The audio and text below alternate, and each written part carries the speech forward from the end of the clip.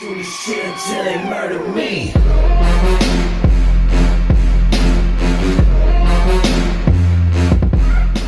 Hello everyone, welcome back to another World of Tanks console video. My name is Zach, and today's video is all about the HMH Chrysler K Tier 8 Premium American Heavy Tank. Now this tank, of course, if you've kept up with anything on PC, or at least know someone that does, sparked quite the controversy when its release on the PC side of things happened.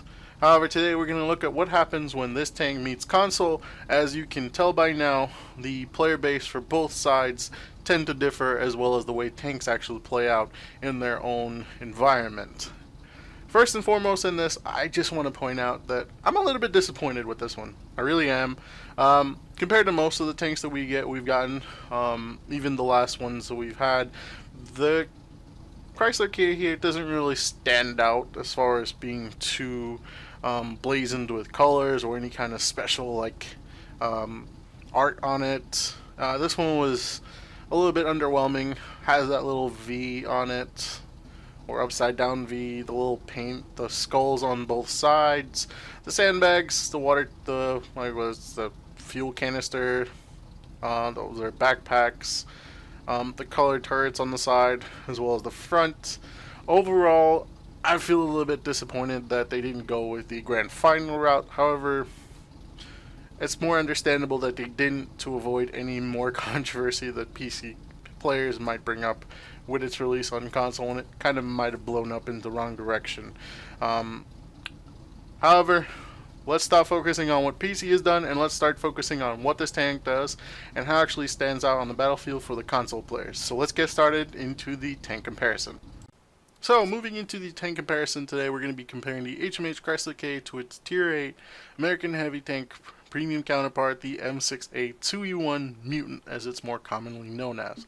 Both tanks are from the American nation, with the same Tier 8 caliber 105mm gun, which is why I decided on going with the tank comparison with these tanks. Firepower stat is 38 for the HMH Chrysler K, and the Mutant with 37. Again, both tanks using those 105s was the main reason for being the focus today, and let's get into some of the more commonly needed known stats. Base reload on the HMH Chrysler K is 10.10 seconds. For a 105, this is definitely one of the greater ones. The Mutant being 11.89 seconds unfortunately falls quite a bit behind as far as the Chrysler K goes. And these are both heavy tanks, so it's starting off a little bit on one side as far as the color scheme goes, if you'll notice right away. Your reload is good, meaning your base rate of fire is also going to be good. 5.94 rounds a minute, being up to 5.05 rounds on the Mutant. Moving on into the penetration, we have 198mm for both tanks on their standard AP rounds. And their HE rounds has 53. Now the reason why the Chrysler K has its bracket highlighted is simply because the premium APCR penetration on the Chrysler K is 260mm of penetration, and although they carry the same caliber gun, the Mutant unfortunately falls behind because it only has 245mm of penetration on its premium APCR rounds. Now, before we go any further, I just want to address this right away. This is one of the concerns I have when we have Tier 8 premium tanks, with preferential matchmaking and non-preferential matchmaking. Not so much as far as what that one tank gets preferential and the other doesn't, so much as when you have a tank that does not have preferential matchmaking, having less than 200mm of penetration definitely makes it fall behind when it does not have to see tier 10s. Or when it does have to see tier 10s. The Mutant does not have to see tier 10s. The highest it'll ever see is a tier 9, unless someone decides to screw with you in your platoon, in which case you should probably not platoon with that guy quite often. The Mutant at most only has to see tier 9s, and more often than not will be the top tank in your matchmaking spread. However, the HMH Chrysler K, without preferential matchmaking, does have to actually meet tier 10s, and more often will meet tier 9s than the Mutant will, because again it's just an open matchmaking type. 198 millimeters of penetration when you're going to tier 9s and 10s, and being that it is a heavy tank, should never be one of the should never be a penetration value below 200. More often than not, 210 millimeters of penetration on any tank that is non-preferential matchmaking should be standard for tier 8s. This applies to both the mediums and the heavies because, again, you need more, especially in the heavies role, you need more penetration to be able to brawl with tanks up front where a heavy tank should be, or even in medium's case, being able to snipe a little bit from further. Maybe that dissuades in the medium's case, but again, for a heavy tank, being that it has to be up front more often times than not, people aren't. But where it should be, should have that. That's just my opinion on it. Whether you guys differ from it, that's again your opinion. That was just mine.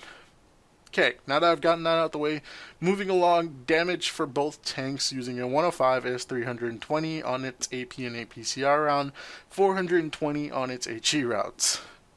The shell cost for both tanks is 1,000 silver for its AP, 4,800 for its APCR, and 680 for its HE rounds. Shell velocity is again the exact same thing with 945 meters a second on both its AP and HE rounds, and its premium APCR rounds for both tanks will be 1,181 meters a second.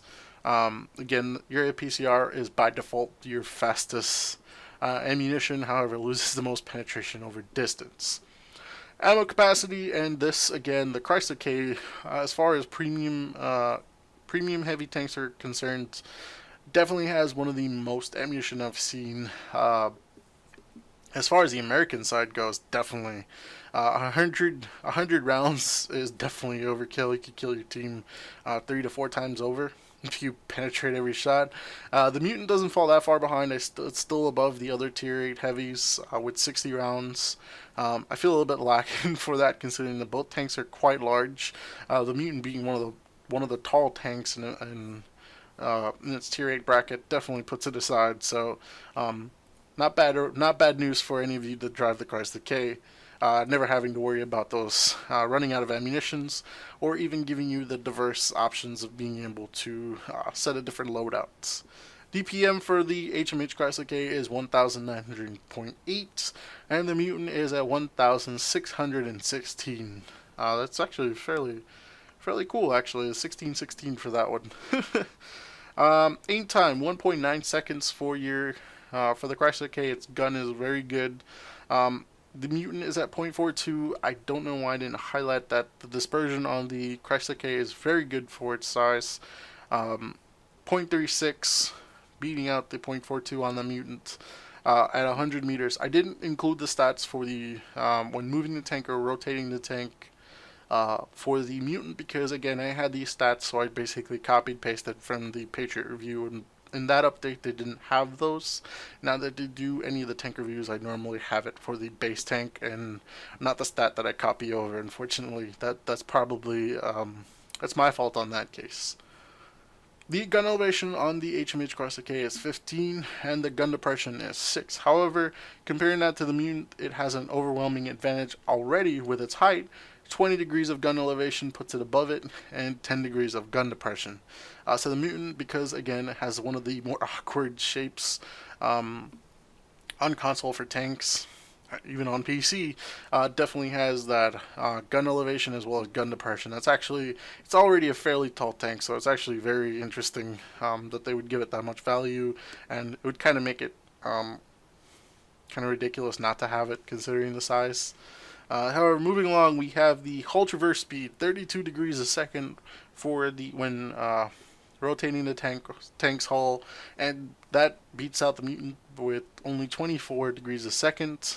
Turret traverses is almost as fast with 24 on the Chrysler K and 23 for the Mutant. So the tank does rotate fairly fast. For those of you who are trying to circle this, probably not your best option doing it as solo. You always want to be able to definitely wolf pack this tank if you have a platoon buddy with you or another light tank to be able to tackle this fast rotating tank. And one of those definitely leads us into one of those comments will definitely lead us into the next topic, which is its mobility stat. 22 is very good for a heavy tank versus the Mutant's 13. Unfortunately, that's because the engine power is 1200 horsepower on the HMH Chrysler K. Mutant has only 960 horsepower. The power to weight ratio for the HMH Chrysler K is 20, beating out the 14.34 on the Mutant. And this is again where I want to point it out. The Mutant is a very fast tank as far as traverses goes. If you're one of those players that likes to circle those heavy tanks in your light tank, this might not be your tank to try and do it solo. You definitely want to pull in a friend, because if you're alone in this tank and this tank you have a good driver being able to operate it, you definitely won't be able to outflank it for very long. The fire percent chance on both tanks is 20%, so this affects whether or not you decide to swap out the nation consumable or keep the fire extinguisher on it, whether that be manual or the automatic. However, with 20% fire chance, again, this is very standard across most tanks. Most people, more often than not, just decide to swap out for the premium consumable. When it's 20%, I myself just, on premium tanks, I myself just decide, you know what, I keep the extinguisher, and we might go over a little bit in that in the armor model viewer, showing you a little bit of where everything is placed for when you want to do pinpoint targets and targeted takedowns on this tank. Top forward speed for the HMH Chrysler K is 35. Top reverse speed is 14, beating out the top reverse speed of 29 on the Mutant and top reverse speed of 10. So the Mutant definitely falls behind, and that's because, again, it has the smaller engine. Along with its size, it's definitely, unfortunately, falling behind in that. Terrain resistance is 1 on hard, 1.1 on medium, and 2 on soft for the Chrysler K, and again takes it away from the Mutant with a 1.14 on hard, 1.49 on medium, and 2.86 on soft. Survivability stat, and finally the Mutant is taking some advantage. 59 for the Mutant and 58 for the Chrysler K. Now, while both tanks have 1500 HP, you'll want to note the reason the survivability stat for this tank is a little bit higher, and we'll get to it right after we discuss some of these. The overall armor thickness is thicker, with 254 being the thickest part of the Chrysler K and only 229 being the thickest part on the Mutant. The frontal hull is 152 millimeters thick on the Chrysler K. Unfortunately, the Mutant has 191 millimeters of frontal hull armor. That definitely puts it above it, and very helpful. 102 on the sides of the hull, beating out the 66 on the Mutant. Unfortunately, the Mutant falls behind when you go to the sides. And 76 to the rear is definitely still thicker than the Mutant's 51. Turret armor, 254 millimeters thick on the frontal part of the turret, and 229 on the Mutant. Unfortunately, it falls behind just by a little bit. 127 on the sides of the turret, beating out the 89 that is on the Mutant, because it's a little bit more flatter than it is. However, the more the more comedic part of the turret for the Mutant, the rear side of the turret for the Chrysler K is only 89 millimeters thick. Why? Because the Mutant has 208 millimeters of armor thickness on the rear of its turret. Now, those of you who are wondering, the Mutant actually has the rear of the turret actually looks like the T29 or T30 bulbous, alien mother head. So it's actually kind of funny that it has one of the thicker armors. However, the flat sides of the Mutant definitely become a weak point. That's again why only 89 millimeters of turret armor thickness if you can hit the turret.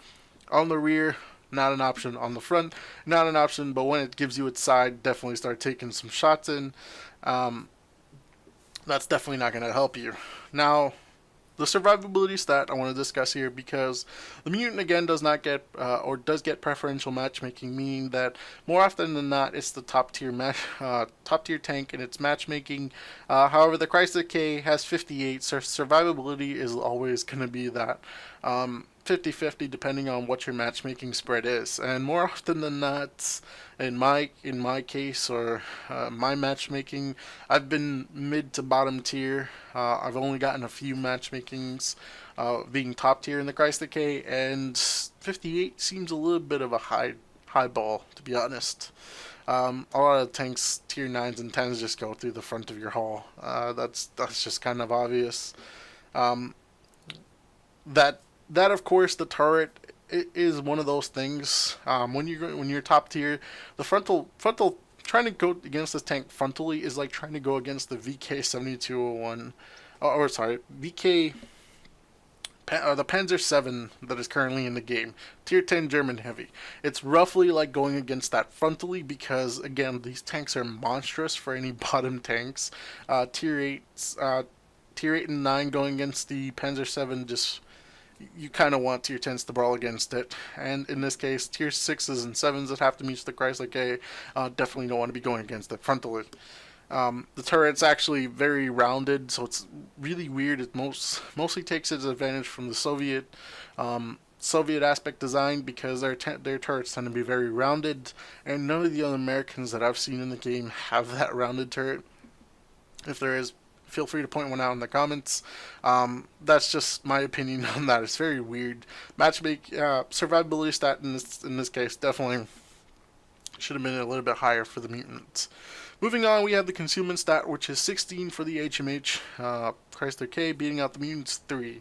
And the reason that being not only because both tanks are heavy tanks, but the HMH has its own hero skin, so it comes automatically with a concealment bonus. So 0.09 for when stationary and 0.06 when moving. 6 when moving is kind of going to be higher already because I'm comparing it to a base mutant without any hero skins or camo added onto it. I hope we get a hero skin version of the mutant. That'd be awesome right now, actually. 0.02 when stationary for the mutant and 0.01 when moving. That's actually abysmal. This is very laughable for that tank. Spotting stat is 78 across both tanks. Base view range is 380 across both tanks. However, the base radio range is 745 for the Chrysler K, and the mutant only has 570. Now, tank cost is one of the things that we always have to talk about. 11,840 gold for the base HMH Chrysler K, and 7,500 gold for the base mutant. Now, this does not include any garage slot. This does not include anything that Wargaming normally throws in as a bundle. However, as far as cost goes, no matter what, the mutant is one of the low costing tier 8 premium heavy tanks that goes across the board. Pretty cheap as far as being compared that to. Might have to do a list of the tank costs in this game and see maybe what's one of the best options as far as buying a base tank in the game would be for golds. Premium bonuses is your second look at stat that you want to know as far as what you get when you purchase that tank. 50% silver premium bonus for the HMH Chrysler K and 10% premium experience bonus. That is pretty much standard for tier 8 premium tanks across the board. That's pretty much standard when it comes to that. However, the mutant has a slight advantage with 67% in its premium silver bonus and 10% in its experience bonus. So it definitely has the potential to be able to make more silver. However, one of the things to keep in mind, even though it has a higher silver bonus, is that you get more money for being able to penetrate shots against higher tiered tanks. So while it only has 50% on its silver bonus for the HMH Chrysler K, you definitely have a higher profitability rate with it if you're in bottom matchmaking and know how to angle this tank. That's definitely gonna help you because you get more silver from being able to penetrate those shots on higher tiered tanks. That should be pretty much common knowledge between most tankers. If it's new to you, hit the like button because I give you helpful information. Moving on, we're gonna go head over into the in-game tank armor model viewer before we head off into the gameplay. So let's head over there now. So, moving into the armor model viewer of this tank, you can see that this tank is frontally to tier 6s and 7s, pretty much impenetrable. It's very well angled in the front, so it's pretty good as far as being penetrated. Tier rates with 200 plus will be able to penetrate this lower part, and tier 9s and 10s just eat through the front of your tank, unfortunately. Keep that in mind. was it 154? We just went over this.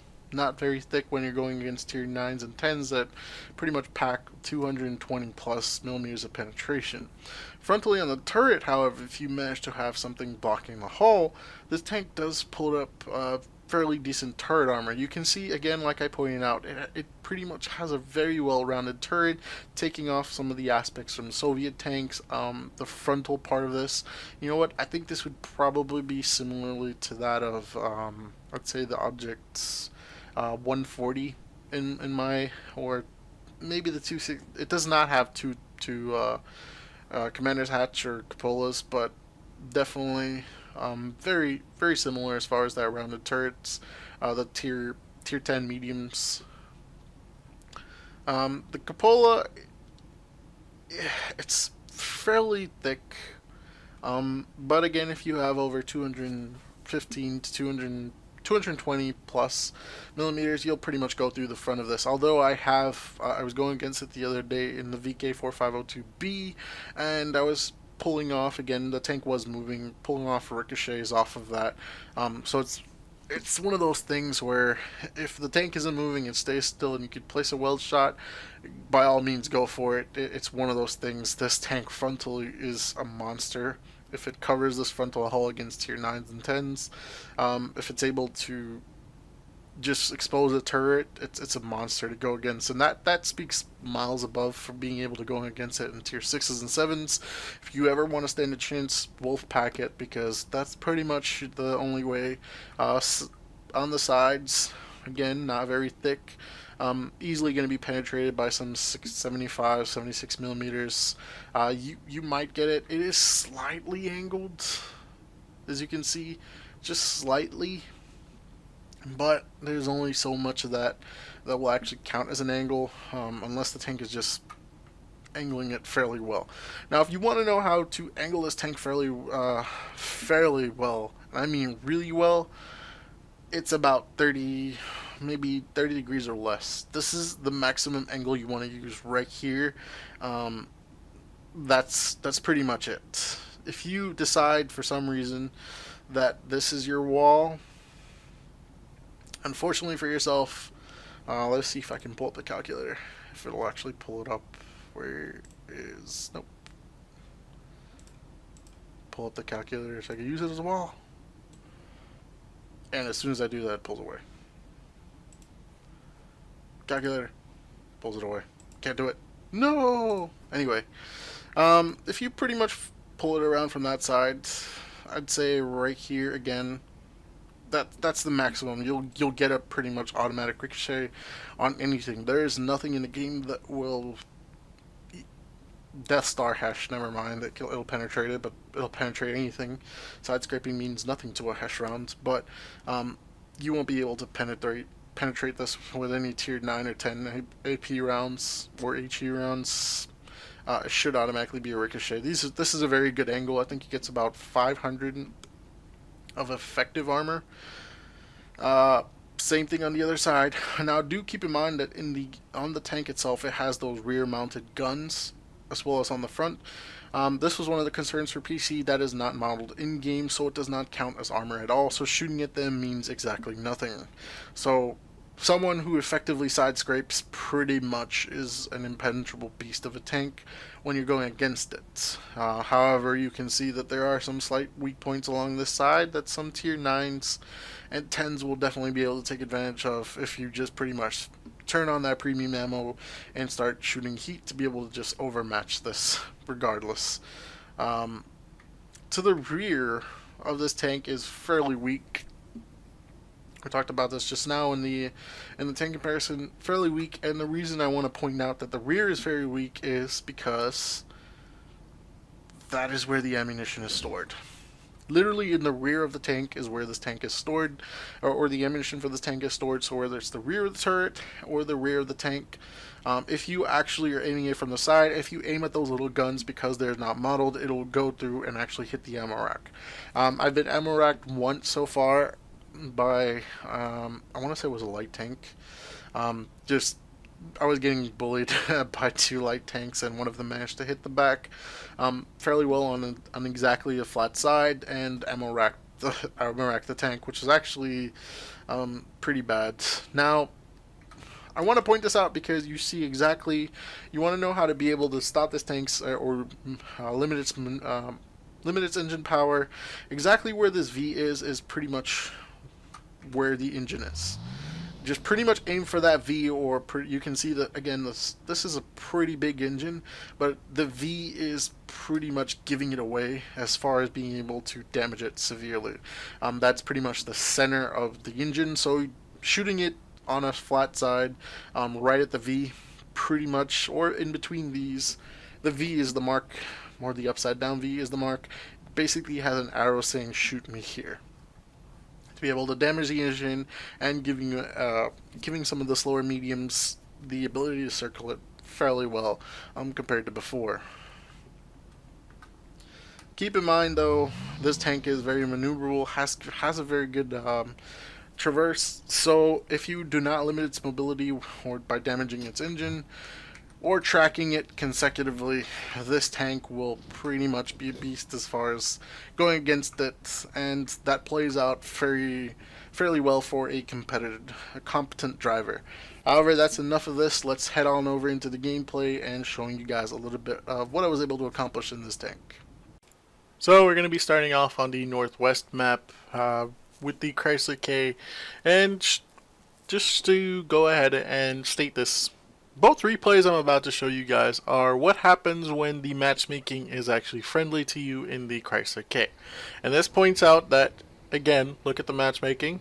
You are a top tier tank, and majority of the tanks you're going to go are either equal or lower tier. That is the matchmaking that you can pretty much hope for when you're in your top tier tanks to begin with.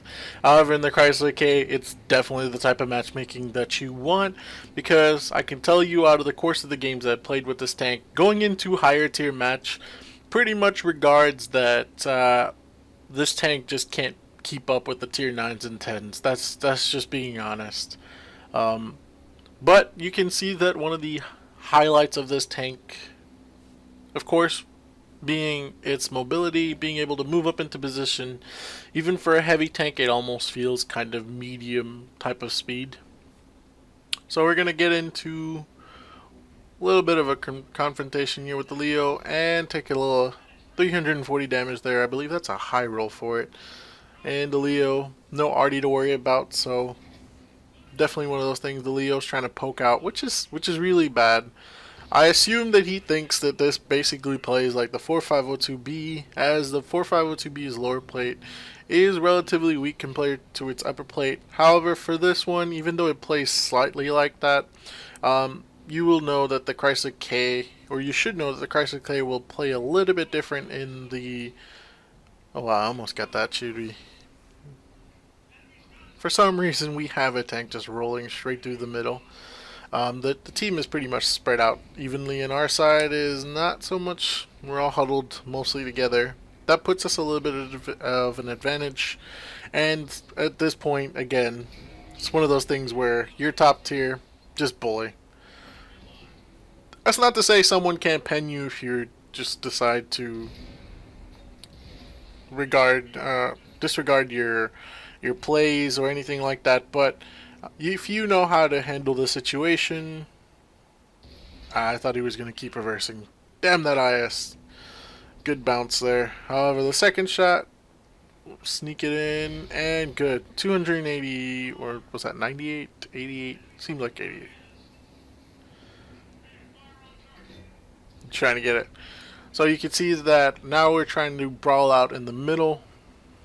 And our guys are right here. I think that's the KV4 to my right. And the VK3001D. KV4 scored a great hit on that. So I'm going to come up and just finish off the Panther. I noticed right away that, again, the Chiri all the way in the back was spotted. And even though this will probably be one of those judgment calls that you guys make, even though I'm just right here, 289 is a decent roll. You can see that if you pay attention to the map, my team is basically trying to fight it out right there in that corner. And the KV4 is putting up a great fight. KV4 has great Great armor on the side. Just couldn't.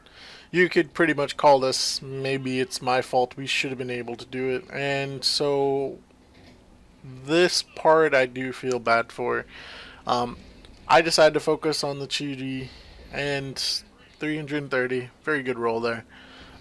Instead of backing up my team, and unfortunately I feel like that might have been the wrong move. At the time I just felt the Chidi was going to make more of a mistake than I would. Why don't I go for it? Chiri does not have the autoloader on the enemy team, so I decide time to pull up and away, and the Chiri gets a last shot into me. Now this is one of those things where I don't know. Tiger P, the rear, I think that hit the rear of the turret and somehow managed to bounce. And I pretty much tried to rush that shot on the T-29. However, I know comfortably the T-29 just won't be able to pen me, and he was trying to basically aim at the commander's hatches. That was pretty much his only option there. The Chiri was taken out by the tanks up in the north, so I decided time to push back in over here, and look at this. T-25-2 damages ammo rack, and I'm just moving forward. Not even a care in the world. Tier 7.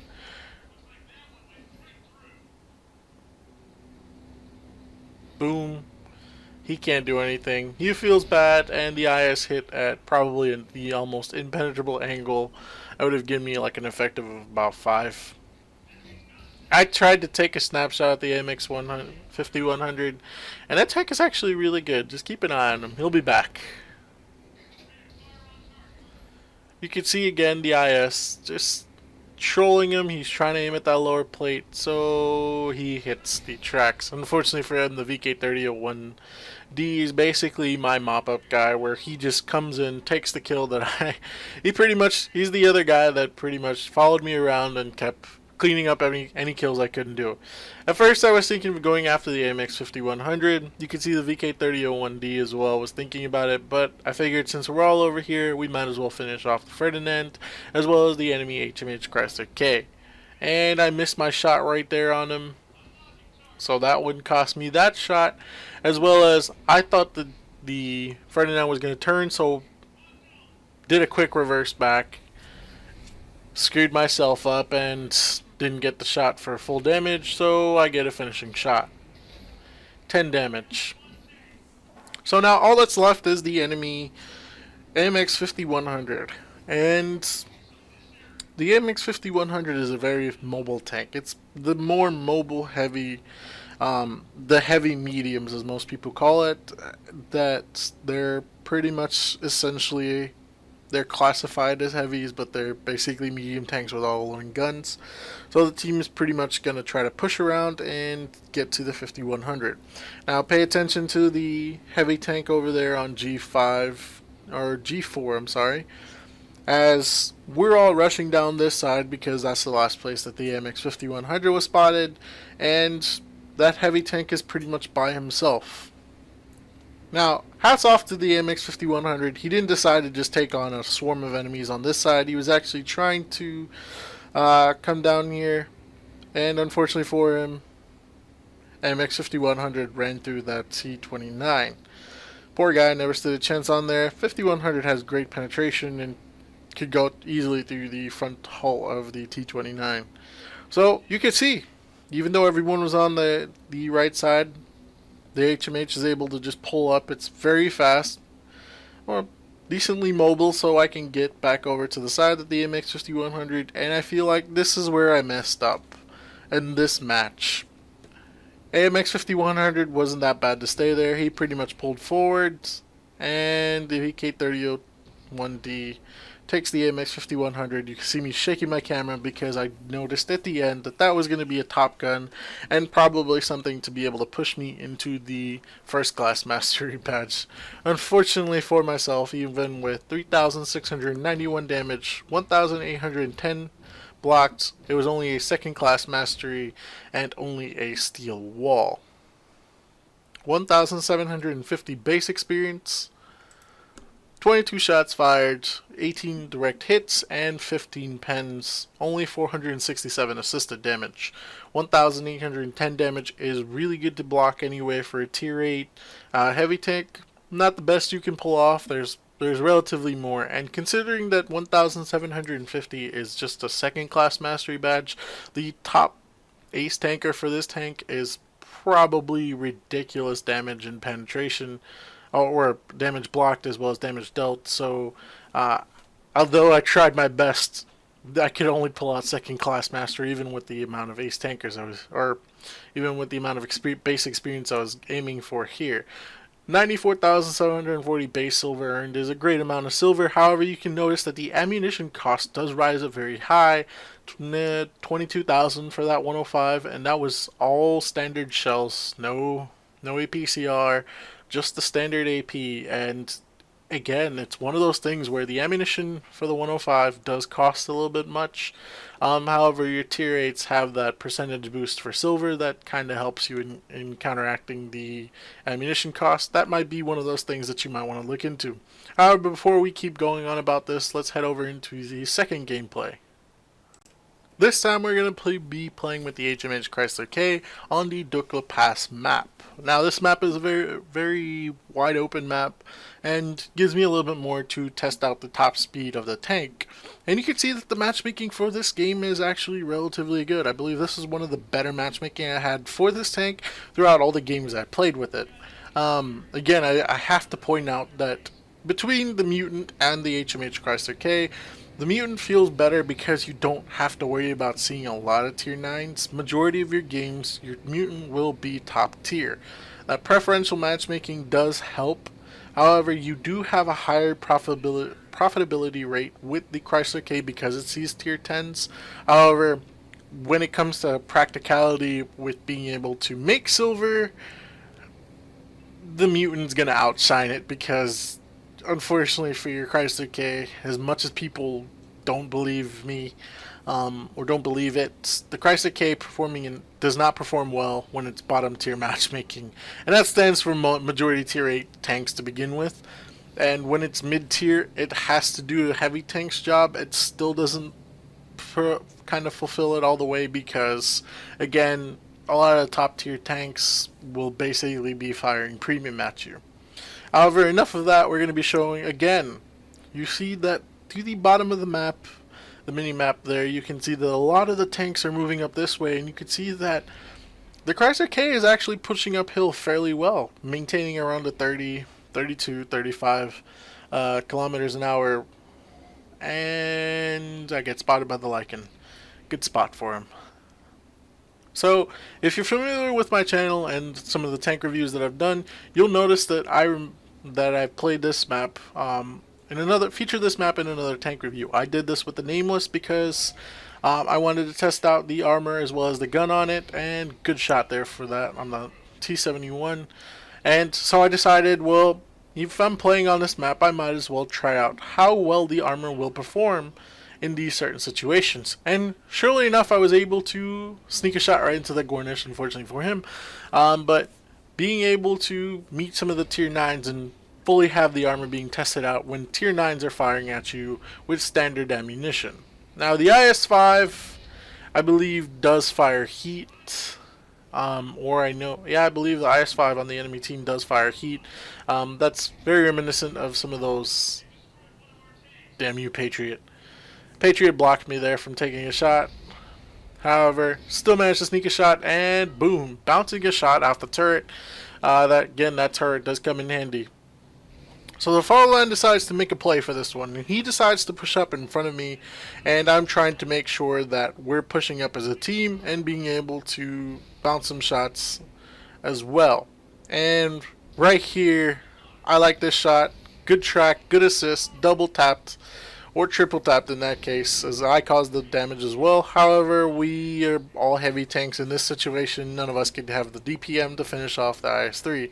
That guy becomes a pain, but the Conqueror, unfortunately, is pretty much still sitting out where we can take shots on him. And this, I'll give credit to this Glory IS-5 player. He was pulling off some great shots, trying not to fire premium, although I know a lot of people were firing premium throughout the night when I was playing this tank. I still haven't fixed the gun. I was trying to make sure I had the repair kit there, so I didn't notice until afterwards. But this is also why the gun is a little bit off in accuracy. The artillery has definitely been trying to pound down on me. I remember a lot of the games I played, artillery. This thing is like an artillery magnet for some reason. Even though it's a mobile heavy tank, for some reason artillery players figured it was going to be slow and lumbering and tried aiming at it constantly. And this is one of the problems I hate with these rear-mounted turreted tanks. It's one of those things where, again, look at this, right into the side. Tracks just eat that. I was a little bit annoyed, but rear-mounted tanks is pretty much one of the disappointing parts about it. Is you can't get the gun depression sometimes when you need it, and I love my tanks with gun depression, unfortunately, and that's kind of one of the, I guess, the turn-offs for me for the Chrysler K, and I'm sure a few of you will feel the same way. At this point, my team finally decides to make a push and just decide to go all in and push on all the tanks here, so I don't get any more kills here. However, that's not really the main point of this replay. There was just to show you that you can bounce some of those tier 9s shots as well. It depends on how much of the tank that you expose for them to be able to shoot at. At this point, unfortunately for us, the friendly mutant takes out an IS-5 on the other side, but he's left alone with a light tank. And that light tank is pretty much going to leave him, unfortunately. So he's trying his best, he's requesting some help. We're all trying to get over there. Unfortunately, the team on my side decided to keep pushing towards the base, and I'm trying to get up into a position to be able to take shots across the map for him. I might be fast, but unfortunately for him, I'm just not that fast. And this shot, I definitely miscalculated and ended up not giving enough drag. However, second chances are always great, as the Lycan pretty much moves in the same position and just takes the shot. Unfortunately for me, I'm not able to get into a position to be able to help him. And even if I'd kept going, I don't think I'd be able to take on 3 heavy tanks, all right there in that position. So credit to where the mutant is. He put up a great fight. Unfortunately, it was just not meant to be, and he pretty much gets taken out by the 3 heavy tanks on the enemy team. I believe the Fatherland scores the hit. I'm not too sure. I tried to take an auto aim there, just trying to see if I'd be able to. You never know. Sometimes your auto aim decides to RNG and just penetrate. And boom, right under the tank. However, at this point, I have a Fatherland rushing me as well as a KV-5. Now, if you've ever driven the KV-5, you know what's about to happen, as you pretty much take your, 50-ton tank and decide to ram it into the nearest object, cause as much damage as possible. Both tanks ricochet. However, the KV-5 is foolish enough to push a tank that's pretty much just as heavy. I pretty much use the KV-5 as a shield, extra spaced armor there, and now, unfortunately for the KV-5, he just does not have the penetration to even remotely challenge the frontal part of my armor. Not even with him aiming at the commander's hatch could he penetrate with APCR. Very well rounded, and unfortunately for the KV-5, just not able to. However, not paying attention, the KV-4 ends up getting a good side shot into me and payback under the tank. I felt bad, and I was really amazed that I actually managed to score a hit under the tank. It's one of those few things that pretty much everyone enjoys when you get those random shots out of nowhere. Able to penetrate. KV-4 sometimes are trollers. That's what most people hate about those Soviet tanks. So our team figures that since the heavy tanks are over here, the artillery would be in the top part of the map. However, at that point, with all of them being in that area, I figured that they should have had enough view range, even with it being an artillery and good camo rating. You would have been spotted in those locations.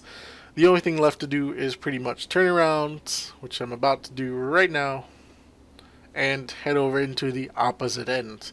Now, why the opposite end? Well, because K2, K1 has those houses that are right next to the base that most of the time your friendly artillery end up hiding behind, using for shelter against the enemy artilleries, because RD snipe is always fun to do. That's pretty much in this case what's about to happen. The artillery was a little bit smart, I give them credit. Left the heavies and pulled over into a friendly base. Most of the time, it's a smarter move if you decide, well, you see someone capping, you figure the team's going to give up anyway, might as well move over to the opposite side, hide in a bush, and wait for their imminent victory.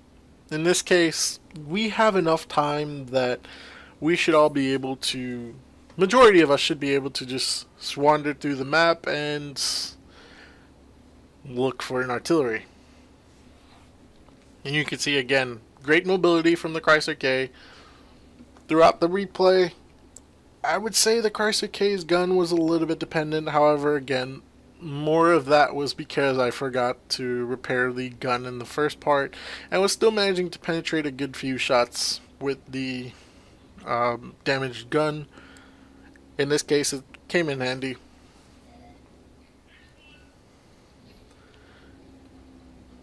Proximity detected, overextend with the rear mounted, and I give him credit, I actually didn't think that was going to penetrate. However, finishing it off with a ram just felt like justice to me. The reload on this tank is fairly good, 8.34 seconds, because I'm using like highest tier American commander. Definitely puts a lot of work into it. 174,053 experience, or silver earned, 3,822 experience, 4,043 damage dealt, 2,090 damage block, 1,483 assisted, second class mastery with a steel wall, and this time along with a Confederate medal. Ladies and gentlemen, 1,887 base experience. This by far astounds me at the rate that players have pretty much they raise what the ace tankers on most tanks will be. The Chrysler K in a tier 8 matchmaking or top tier matchmaking position is definitely one of the most overpowered things you will go against in the hands of a great player, because 1,887 still could not lend me a first class mastery badge. The highest I've had is a second class mastery. 4,043 damage dealt, 1,483 assisted, and 2,090 damage blocked. Still not able to get an ace tanker in this tank. It dumbfounds me, it really does. 109,391 silver earned, base silver, and again you can see that the ammunition, I didn't fire any premium rounds, 21,000 silver. Not bad as far as profitability. That would have been 90,000 right there. 90,000. Very good for profitability. Regardless if you play tier 8s or tier 9s, your tier 8s are pretty much going to be making silver unless you decide to fire all premium. The operation rewards did boost this up a lot, 41,022. You can see the 283 silver premium bonus, that 15% or 20%, I remember exactly right now, through this. Again, overall the tank performs well when you have these type of matchmaking. My final thoughts on this tank is going to be one of those things that I don't know if you guys will enjoy or the way you'll respond to it. Here's the thing, the Chrysler K in the hands again of a great commander, a great tanker, is going to seem overpowered, and that's simply because those players know how to play. I can pretty much, just from the way I play, pull out some of those types of things, but again, even with the way I play, I still haven't been able to truly pick on or bully any tanks. This tank performs really well when it meets that top tier requirement. However, when it's in the bottom tier, meeting its tier 9s and 10s, which more often than not, because it's a heavy tank, gets weighed into higher matchmaking, will pretty much you're kind of gonna have to play a medium tank role. That's the unfortunate part about it, because it does not perform well. A lot of the top tier tanks, tier 10s, tier 9s, most majority, if not all your tier 10s, will be able to penetrate the front of that tank. If there's a tier 10 that bounces out that tank, please put it in the comments so I can figure that out. Because every tank I went against in tier 10 just pretty much ate through the front of the tank. Unlike the 4502B that has a chance of pretty much nothing going through it, unless you're the Ag Panzer E100 with loading that heat round of 400 millimeters of penetration. There is no tank that should be able to bounce off the front of that of this tank. The Chrysler K is definitely underpowered when going into that. Again, the thing about the AP rounds only having 198 millimeters of penetration is definitely my turn off for it. It's one of those things that ends up happening. When you're top tier, you'll be able to bully tanks if that's what you want to do. Do I recommend the Chrysler K? Yes. It's a great tank if you know how to use it, and if you know anything about what happened with it on PC, well then congratulations to you, and my dog is awake now. If you're one of those players that just decide, I need this tank, you're a collector, you should have it by now. Apologies for keeping this tank review a little bit long, as well as having it put out this long. I've been meaning to get around to it, but I've just been enjoying a few other games at the moment, so that kind of puts me behind on a few tank reviews. However, I hope you guys did enjoy the video. Hopefully it was helpful for you, and I will catch you guys next time. Like and subscribe if you enjoyed the content, and enjoy your night.